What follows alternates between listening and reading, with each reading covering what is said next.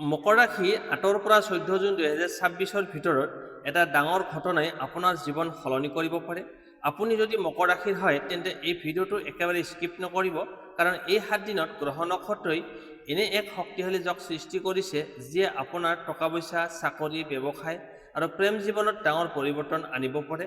বিশেষকৈ বহুদিন ধৰি যি কামত বাধা আহি আছিল সেই কাম অকস্মাত সফল হোৱাৰ সংকেত দেখা গৈছে। কিন্তু এটা বিশেষ সতৰ্কবাণীও আছে। এই সপ্তাহত আপুনি কৰা এটা সিদ্ধান্তই আপোনাক হয় শিখৰলৈ লৈ যাব, নহলে এটা ডাঙৰ সুযোগ হেৰুৱাব পাৰে। কোন দিনটো আটাইতকৈ শুভ, কোন গুপ্ত সংকেতে দিব ভাগ্য উদয়ৰ ইংগিত, আৰু কিয় বহু মকৰ ৰাশিৰ লোকৰ জীৱনত এই সপ্তাহত অলৌকিক পৰিৱৰ্তন দেখা যাব পাৰে। শেষলৈকে চাই থাকক, কাৰণ এই ভৱিষ্যতবাণীৰ শেষৰ তথ্যখিনি আপোনাৰ বাবে আটাইতকৈ গুৰুত্বপূৰ্ণ হ'ব। প্ৰথমতে আহিছো ধন সম্পত্তি। মকৰ ৰাশিৰ জাতক জাতিকাসকলৰ বাবে এই সপ্তাহত ধন সম্পত্তিৰ ক্ষেত্ৰত মধ্যমীয়া কিন্তু আশাব্যঞ্জক ফলাফল দেখা গৈছে। শনিদেৱ আপোনাৰ ৰাশিৰ অধিপতি হোৱাৰ বাবে আপুনি সাধাৰণতে পৰিশ্ৰমৰ জৰিয়তে সফলতা লাভ কৰে, আৰু এই সপ্তাহতো তাৰ ব্যতিক্ৰম নহ'ব। যিসকল লোকে বহুদিন ধৰি ধন লাভ বা আৰ্থিক উন্নতিৰ অপেক্ষাত আছে তেওঁলোকৰ বাবে এটা শুভ খবৰ আহিব পাৰে। এই সময়ছোৱাত হঠাতে ধনী হোৱাৰ যোগ খুব শক্তিশালী নহ'লেও টকা পইচাৰ নতুন উৎস সৃষ্টি হোৱাৰ সম্ভাৱনা আছে। কোনো পুৰণি কাম, পুৰণি ইনভেষ্ট বা আগতে কৰা পৰিশ্ৰমৰ ফল এতিয়া পোৱাৰ সুযোগ আহিব পাৰে। যিসকল ব্যৱসায়ৰ সৈতে জড়িত তেওঁলোকে নতুন গ্ৰাহক, নতুন অৰ্ডাৰ বা নতুন চুক্তিৰ পৰা লাভৱান হ'ব পাৰে। বিশেষকৈ 10 জুনৰ পৰা 12 জুনৰ ভিতৰত টকা পইচাৰ ক্ষেত্ৰত এটা ইতিবাচক পৰিৱৰ্তন দেখা যাব। এই সময়ত কোনো ধন আদায়, বাকী টকা ঘূৰাই পোৱা বা অপ্ৰত্যাশিত আৰ্থিক লাভৰ সম্ভাৱনা আছে। বহুদিন ধৰি বন্ধ হৈ থকা কোনো আৰ্থিক বিষয়তো আগবাঢ়ি যোৱাৰ সুযোগ দেখা যাব। সম্পত্তিৰ ক্ষেত্ৰত এই সপ্তাহটো যথেষ্ট গুৰুত্বপূৰ্ণ। মাটি, ঘৰ, দোকান বা অন্য স্থাৱৰ সম্পত্তিৰ সৈতে জড়িত বিষয়ত আলোচনা আগবাঢ়িব পাৰে। যদি আপুনি নতুন ঘৰ কিনাৰ চিন্তা কৰিছে বা ঘৰ মাটিৰ কোনো কাম বহুদিন ধৰি স্থগিত হৈ আছে, তেন্তে এই সপ্তাহত কিছু ইতিবাচক সংকেত লাভ কৰিব পাৰে। অৱশ্যে সকলো নথিপত্ৰ ভালদৰে পৰীক্ষা নকৰাকৈ কোনো চূড়ান্ত সিদ্ধান্ত লোৱা উচিত নহয়। যিসকল চাকৰিয়াল তেওঁলোকৰ ক্ষেত্ৰত ইনকাম বৃদ্ধি হোৱাৰ সম্ভাৱনা লাহে লাহে বৃদ্ধি পাব। উচ্চপদস্থ ব্যক্তিৰ সহায় লাভ কৰাৰ যোগ আছে। আপোনাৰ কামৰ মূল্যায়ন হ'ব পাৰে আৰু আগন্তুক সময়ত বেতন বৃদ্ধি বা নতুন সুযোগৰ পথ মুকলি হ'ব পাৰে। কিন্তু এই সপ্তাহত অপ্ৰয়োজনীয় খৰচৰ বিষয়ত সাৱধান হ'ব লাগিব। বিশেষকৈ আৱেগিক সিদ্ধান্তলৈ ডাঙৰ অংকৰ ধন খৰচ নকৰিব। কোনো ব্যক্তিৰ মিঠা মিঠা কথাত বিশ্বাস কৰি ধাৰ দিয়া বা ইনভেষ্ট কৰা উচিত নহ'ব। টকা পইচা সংৰক্ষণৰ ক্ষেত্ৰত আপুনি অলপ গুৰুত্ব দিলে অধিক লাভৱান হ'ব। ব্যৱসায়ীসকলৰ বাবে এটা বিশেষ সংকেত দেখা গৈছে। নতুন পৰিকল্পনা আৰম্ভ কৰাৰ আগতে পুৰণি কামবোৰ সম্পূৰ্ণ কৰিবলৈ চেষ্টা কৰক। এনে কৰিলে আৰ্থিক স্থিতি অধিক শক্তিশালী হ'ব। অংশীদাৰী ব্যৱসায়ত স্বচ্ছতা বজাই ৰাখিব লাগিব। এই সপ্তাহত আপুনি কোনো গুপ্ত সংকেত লাভ কৰিব পাৰে, যেনে বাৰে বাৰে একে সংখ্যা দেখা পাই থকা, কোনো শুভ সংবাদ শুনা বা বহুদিনৰ পিছত কোনো বিশেষ ব্যক্তিৰ সৈতে যোগাযোগ হোৱা। জ্যোতিষীয় বিশ্বাস অনুসৰি এনে সংকেতবোৰ আগন্তুক আৰ্থিক উন্নতিৰ ইংগিত হ'ব পাৰে। মুঠতে ক'বলৈ গ'লে 8 পৰা 14 জুন 2026 মকৰ ৰাশিৰ বাবে টকা পইচাৰ ক্ষেত্ৰত পৰিশ্ৰমৰ ফল লাভ কৰাৰ সময়। ধৈৰ্য, বিচক্ষণতা আৰু সঠিক সিদ্ধান্তই আপোনাক আৰ্থিকভাৱে অধিক শক্তিশালী কৰি তুলিব। সপ্তাহৰ শেষৰ ফালে এটা সুখবৰ বা লাভজনক সুযোগে আপোনাৰ মন আনন্দেৰে ভৰাই তুলিব পাৰে। এতিয়া আহিছোঁ প্ৰেম আৰু দাম্পত্য জীৱন। মকৰ ৰাশিৰ জাতক জাতিকাসকলৰ বাবে 8 জুনৰ পৰা 14 জুনলৈ প্ৰেম আৰু দাম্পত্য জীৱনত এক বিশেষ পৰিৱৰ্তনৰ সময় আৰম্ভ হ'ব পাৰে। এই সপ্তাহত আপোনাৰ মনৰ অনুভূতি আগতকৈ অধিক গভীৰ হ'ব, আৰু যিসকল লোকে নিজৰ সম্পৰ্কক লৈ চিন্তিত আছিল তেওঁলোকৰ বাবে বহু সমস্যাৰ সমাধানৰ পথ মুকলি হ'ব পাৰে। যিসকল অবিবাহিত তেওঁলোকৰ জীৱনত নতুন কোনো ব্যক্তিৰ আগমন ঘটাৰ সম্ভাৱনা আছে। বন্ধু, কৰ্মক্ষেত্ৰ বা সামাজিক মাধ্যমৰ জৰিয়তে হোৱা চিনাকি লাহে লাহে এক বিশেষ সম্পৰ্কলৈ ৰূপ ল'ব পাৰে। প্ৰথম দেখাতে সাধাৰণ চিনাকি যেন লাগিলেও এই ব্যক্তিজনে আগন্তুক সময়ত আপোনাৰ হৃদয়ত বিশেষ স্থান দখল কৰিবলৈ সক্ষম হ'ব। যিসকল ইতিমধ্যে প্ৰেমৰ সম্পৰ্কত আছে তেওঁলোকৰ বাবে এই সপ্তাহটো সম্পৰ্ক অধিক শক্তিশালী কৰাৰ সময়। বহুদিন ধৰি চলি থকা ভুল বুজাবুজি, অভিমান বা দূৰত্ব লাহে লাহে আঁতৰি যাব পাৰে। আপোনাৰ সঁচা কথা আৰু আন্তৰিক ব্যৱহাৰে সংগীৰ মন জয় কৰিব। অৱশ্যে অহংকাৰ বা জেদী মনোভাৱ এৰাই চলিব, নহ'লে সামান্য বিষয়তো ডাঙৰ তৰ্ক বিতৰ্কৰ সৃষ্টি হ'ব পাৰে। সপ্তাহৰ মাজভাগত বিশেষকৈ 10 আৰু 11 জুনৰ আশে-পাশে কোনো বিশেষ মেছেজ, ফোন কল বা সাক্ষাৎকাৰে আপোনাৰ মন আনন্দিত কঢ়িয়াই আনিব পাৰে। যি ব্যক্তিজনৰ পৰা আপুনি খবৰ আশা কৰা নাছিল, তেওঁৰ পৰাও আপুনি ভাল খবৰ লাভ কৰাৰ যোগ আছে। বিবাহিত লোকসকলৰ বাবে এই সময় যথেষ্ট শুভ। স্বামী স্ত্ৰীৰ মাজত পাৰস্পৰিক বুজাবুজি বৃদ্ধি পাব। পৰিয়ালৰ কোনো গুৰুত্বপূৰ্ণ সিদ্ধান্ত একেলগে লোৱাৰ সুযোগ আহিব পাৰে। বহুদিন ধৰি চলি থকা মানসিক প্ৰেছাৰ, মতভেদ লাহে লাহে হ্ৰাস পাব, কমি যাব। কিছুমান মকৰ ৰাশিৰ লোকৰ বাবে এই সপ্তাহত সন্তান, ঘৰ গৃহস্থালী বা ভৱিষ্যত পৰিকল্পনা কেন্দ্ৰ কৰি গুৰুত্বপূৰ্ণ আলোচনা হ'ব পাৰে। এই আলোচনাই সম্পৰ্ক অধিক মজবুত কৰি তুলিব। তথাপি এই সপ্তাহত তৃতীয় ব্যক্তিৰ কথা শুনি নিজৰ সংগীক সন্দেহ কৰা উচিত নহ'ব। ভুল তথ্যই সম্পৰ্কক সাময়িক অশান্তি আনিব পাৰে। কোনো সিদ্ধান্ত লোৱাৰ আগতে সংগীৰ সৈতে খোলাখুলিকৈ কথা পাতক। যিসকল হৃদয় ভঙা বা পুৰণি সম্পৰ্কৰ কষ্ট এতিয়াও মনত আছে, তেওঁলোকৰ বাবে এই সপ্তাহত মানসিক আৰাম লাভ কৰাৰ যোগ দেখা গৈছে। অতীতৰ বোজা এৰি নতুনকৈ জীৱন আৰম্ভ কৰাৰ আত্মবিশ্বাস লাভ কৰিব পাৰে। এই সপ্তাহত এটা বিশেষ সংকেত দেখা গৈছে। যদি আপুনি বাৰে বাৰে কোনো বিশেষ ব্যক্তিৰ কথা মনত পেলাই আছে অথবা অকস্মাতে তেওঁৰ লগত কোনো যোগাযোগ হয়, তেন্তে ভাগ্যই আপোনাক কিবা বিশেষ বাৰ্তা দিবলৈ বিচাৰি আছে। মুঠতে ক'বলৈ গ'লে 8 পৰা 14 জুন 2026 মকৰ ৰাশিৰ প্ৰেম আৰু দাম্পত্য জীৱনত ইতিবাচক শক্তি, নতুন আশা আৰু হৃদয়ৰ ইচ্ছা পূৰণৰ সম্ভাৱনা কঢ়িয়াই আনিব। আন্তৰিকতা আৰু বিশ্বাস বজাই ৰাখিলে এই সপ্তাহত আপোনাৰ সম্পৰ্কক এক নতুন উচ্চতালৈ লৈ যাব পাৰে। এতিয়া হৈছে কৰ্মজীৱন। মকৰ ৰাশিৰ জাতক জাতিকাসকলৰ বাবে এই সপ্তাহটো কৰ্মজীৱনৰ ক্ষেত্ৰত যথেষ্ট গুৰুত্বপূৰ্ণ হ'ব পাৰে। 8 জুনৰ পৰা 14 জুনলৈ আপোনাৰ পৰিশ্ৰম, ধৈৰ্য আৰু দায়িত্বশীল মনোভাৱৰ ফল লাহে লাহে দেখা যাবলৈ আৰম্ভ কৰিব। বহুদিন ধৰি যি কামত আপুনি নিষ্ঠাৰে চেষ্টা কৰি আছিল, সেই কামৰ মূল্যায়ন হোৱাৰ সম্ভাৱনা আছে। চাকৰিয়াল লোকসকলৰ বাবে এই সপ্তাহত ঊৰ্ধ্বতন বিষয়াৰ দৃষ্টি আপোনাৰ ওপৰত পৰিব পাৰে। আপুনি কৰা কামৰ প্ৰশংসা লাভ কৰাৰ সম্ভাৱনা আছে। কোনো নতুন দায়িত্ব, গুৰুত্বপূৰ্ণ সিদ্ধান্ত বা নেতৃত্বৰ সুযোগ আহিব পাৰে। প্ৰথমতে এইটো কঠিন যেন লাগিলেও ইয়াৰ জৰিয়তে আপোনাৰ ভৱিষ্যত উন্নতিৰ পথ মুকলি হ'ব। যিসকল বহুদিন ধৰি প্ৰমোচন বা দৰমহা বৃদ্ধিৰ অপেক্ষাত আছে, তেওঁলোকৰ বাবে এটা ইতিবাচক খবৰ ওচৰ চাপি আহিব পাৰে।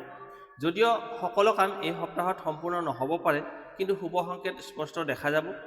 কোনো বৈঠক, আলোচনা বা অফিচিয়েল সিদ্ধান্তত আগন্তুক দিনত লাভ কঢ়িয়াই আনিব পাৰে।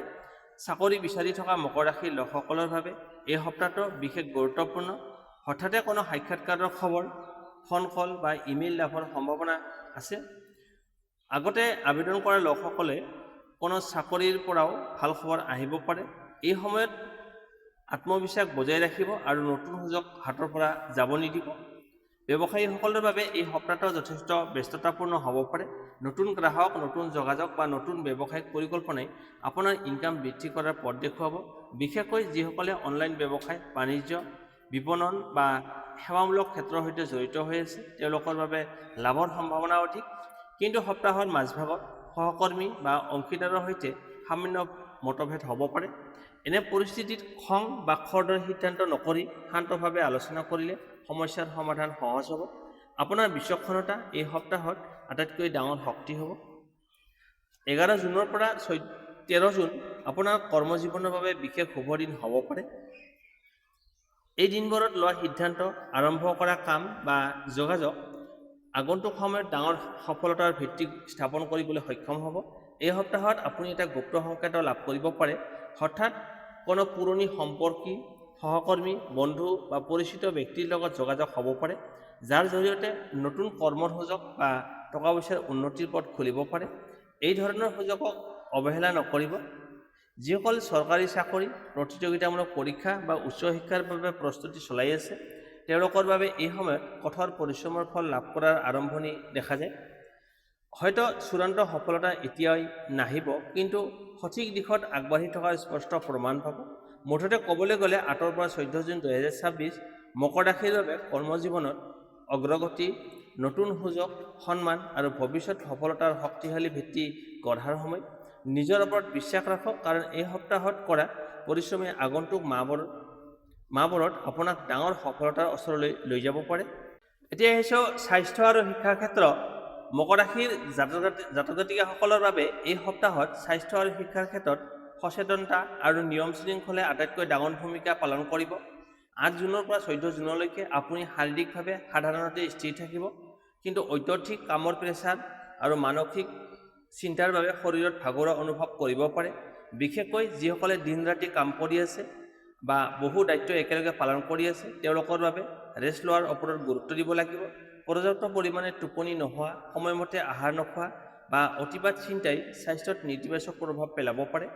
এই সপ্তাহত মূৰৰ বিষ, ডিঙিৰ বিষ, গাঁঠিৰ সমস্যা, শৰীৰত এলেহুৱা ভাৱ আহিব পাৰে।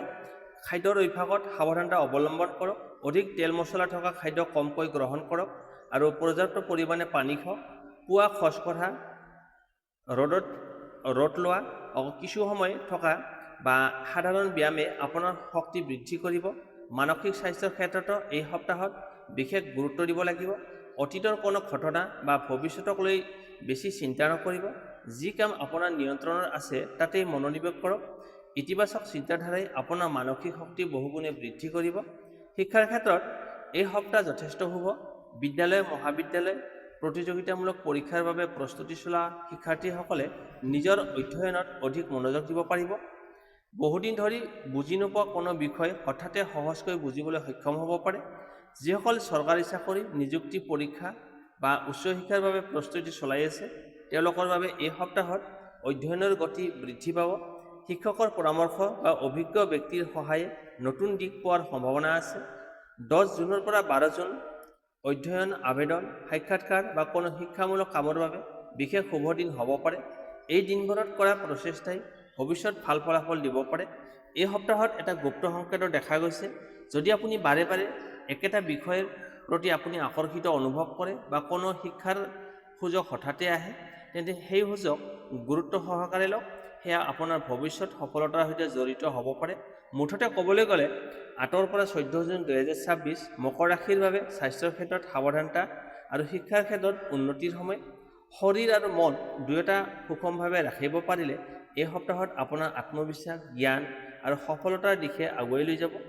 মকৰ ৰাশিৰ জাতক জাতিকাসকল, এতিয়া লৈ আহিছোঁ আপোনালোকৰ বাবে এই সপ্তাহটোৰ ভিতৰত শুভ সংখ্যা, শুভ তাৰিখ, শুভ ৰং আৰু প্ৰতিকাৰ কি।